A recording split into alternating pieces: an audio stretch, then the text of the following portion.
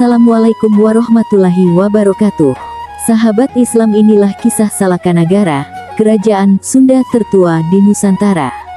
Claudius Ptolemeus pernah menyebut suatu tempat bernama Argyre dalam bukunya, Geographia, yang ditulis kira-kira tahun 150 Masehi. Argyre, menurut ilmuwan Yunani itu, berada di dunia timur yang sangat jauh, tepatnya di bagian barat sebuah pulau bernama Iabodio. Penyebutan pulau ini kemudian dikait-kaitkan dengan istilah Yawadwipa alias Jawa.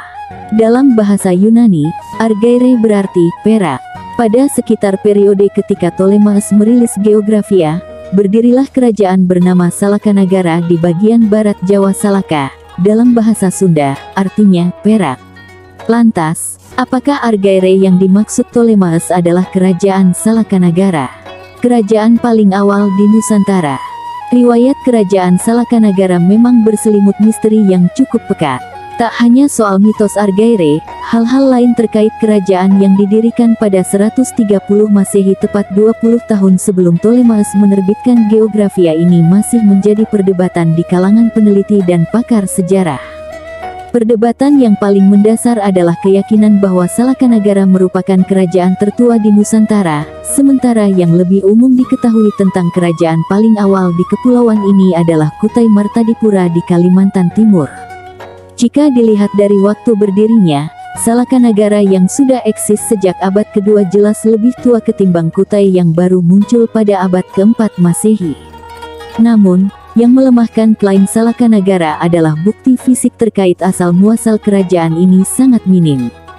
Berbeda dengan riwayat Kutai yang dilacak melalui penemuan sejumlah prasasti. Modal untuk mempertahankan argumen bahwa Salakanagara adalah kerajaan pertama di Nusantara hanya berupa catatan perjalanan dari Cina. Kerajaan Salakanagara memang telah menjalin hubungan dagang dengan dinasti Han. Bahkan, kerajaan Sunda ini pernah mengirimkan utusan ke Cina pada abad ketiga.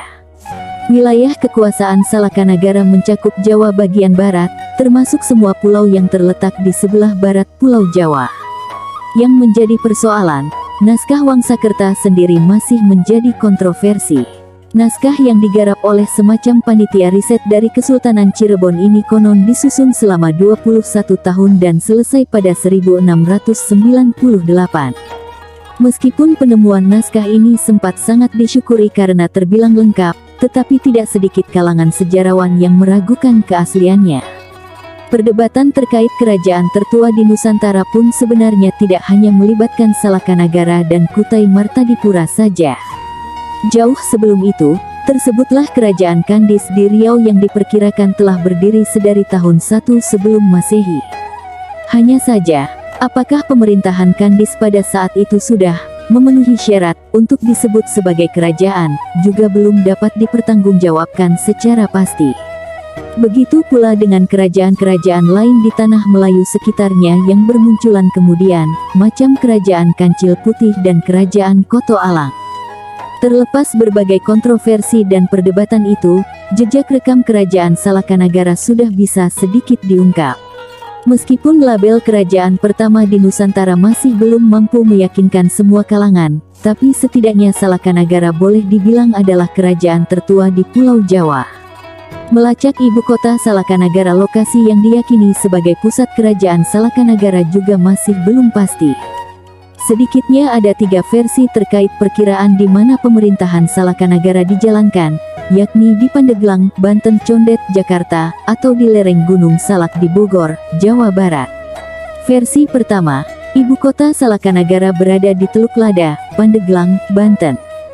Versi yang diambil dari naskah Wangsakerta ini menyebut pusat kerajaan Salakanagara bernama Rajatapura yang diyakini merupakan kota paling tua di Pulau Jawa. Rajatapura menjadi pusat pemerintahan Raja Dewawarman I 130–168 Masehi hingga era Raja Dewawarman VIII 348–362 Masehi.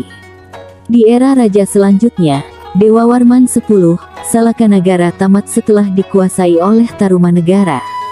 Menariknya, Salakanagara pernah 2 kali dipimpin oleh Ratu, yakni Mahisa Suramardini Warmandewi 276–289 Masehi dan Spatikarnawa Warmandewi 340–348 Masehi. Dalam Wangsakerta juga disebutkan bahwa Dewa Warman adalah seorang pedagang dari India yang tiba di barat Pulau Jawa dan akhirnya menikah dengan putri tokoh masyarakat setempat, yakni Akitirem, yang bernama Dewi Pewahaci Larasati. Dari sinilah riwayat kerajaan Salakanagara bermula. Yang menjadi keraguan atas kebenaran versi pertama ini, Pandeglang tidak memiliki pelabuhan besar yang menjadi bandar dagang, melainkan hanya pelabuhan nelayan biasa. Sedangkan salah satu simbol kejayaan Salakanagara adalah dari sektor ekonomi dengan bukti, misalnya, kerajaan ini telah menjalin relasi dagang dengan dinasti Han di Cina. Moyang orang Sunda dan Betawi dari situlah kemudian muncul versi kedua yang meyakini bahwa ibu kota Salakanagara bukan berada di Pandeglang, melainkan di suatu tempat bernama Ciondet Condet yang kini terletak di wilayah Jakarta Timur. Ciondet alias Condet berada tidak jauh dari bandar niaga besar bernama Sunda Kelapa, hanya sekira 30 km ke arah utara. Pelabuhan ini pada masanya dikenal sebagai pusat perdagangan paling ramai di Nusantara dan salah satu yang terpenting di Asia karena merupakan segitiga emas bersama Malaka dan Maluku. Di kawasan ini juga mengalir Sungai Tiram. Inilah yang kemudian menjadi salah satu dasar untuk meyakinkan bahwa Salakanagara bukan berada di Banten, melainkan di Jakarta. Tiram dipercaya berasal dari nama Akitirem yang tidak lain adalah mertua Dewa Warman I, pendiri kerajaan Salakanagara. Adapun menurut versi ketiga, Salakanagara dibangun di lereng Gunung Salak, Bogor. Disebutkan, di suatu bagian di kaki Gunung Salak sering terlihat keperak-perakan ketika diterpa sinar matahari. Dari situlah lalu dikait-kaitkan dengan arti Salakanagara, yakni negara perak. Ditambah lagi, penyebutan Salaka dengan Salak hampir mirip. Selain itu, pada perkembangannya nanti, lereng Gunung Salak juga menjadi tempat berdirinya kerajaan-kerajaan Sunda lainnya yang jika dirunut masih turunan dari Salakanagara, termasuk kerajaan Pajajaran. Dengan cakupan wilayahnya itu, penduduk mayoritas Salakanagara adalah mereka yang kemudian dikenal sebagai orang-orang Sunda. Lebih dari itu, jika mengikuti versi kedua, orang-orang dari berbagai suku bangsa dan negara yang tumpah ruah di pelabuhan Sunda Kelapa, lalu membaur dan beranak pinak, juga merupakan warga Salakanagara. Mereka inilah yang nantinya menurunkan kaum Betawi. Salakanagara runtuh pada pertengahan abad keempat Masehi, seiring kemunculan dan semakin kuatnya kerajaan baru bernama Tarumanegara. Kendati hanya bertahan 2 abad saja, namun garis turunan penguasa Salakanagara dipercaya melahirkan raja-raja di banyak kerajaan besar di Nusantara, termasuk Pajajaran, Sriwijaya, juga Majapahit.